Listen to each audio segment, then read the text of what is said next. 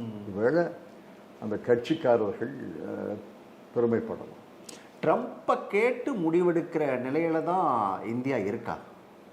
ஏறத்தாழ அண்மையில் நடந்த நிகழ்ச்சிகளெல்லாம் அந்த சந்தேகத்தை தான் உருவாக்குது. ஏன் சார் அப்படியான ஒரு அழுத்தம்? அது அப்படியான அழுத்தம்னா அவர் இரு நாடுகளுக்கிடையே வர்த்தகம்ங்கிற ஒரு பெரிய ஆயுதத்தை கையில் வச்சுருக்கார்.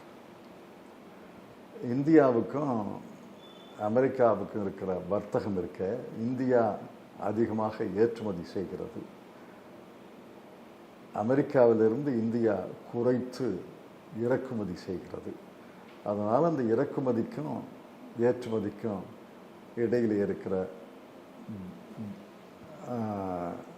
வெளியீடை இருக்க, அந்த இடைவெளி இருக்க, அது திரு ட்ரம்ப் அவர்களை உறுத்துகிறது. இந்தியாவை பற்றி மட்டுமல்ல, எல்லா நாடுகளுக்கும் உறுத்துகிறது. எல்லா நாடுகளில் இருக்கிற கூட வர்த்தக இடைவெளி, ட்ரேட் டெஃபிசிட்னு சொல்கிறோம், அது அவரை உறுத்துகிறது. அது அவருக்கு பலமான ஆயுதம். அதில் ஒன்றும் குறைச்சி மதிப்பிட முடியாது. அமெரிக்கா இந்தியாவிலிருந்து பொருள்களை இறக்குமதி ஏறத்தாழ தடை செய்துட்டால் இந்தியா ரொம்ப பாதிக்கப்படும். அந்த கடுமையான ஆயுதத்தை, வலிமையான ஆயுதத்தை அவர் எடுத்ததால் தான் அதை எப்படி அணுகுவது, எப்படி பேச்சுவார்த்தை மூலமாக தீர்ப்பது என்று தெரியாமல் அரசு தவித்து கொண்டிருக்கிறது என்று நான் நினைக்கிறேன்.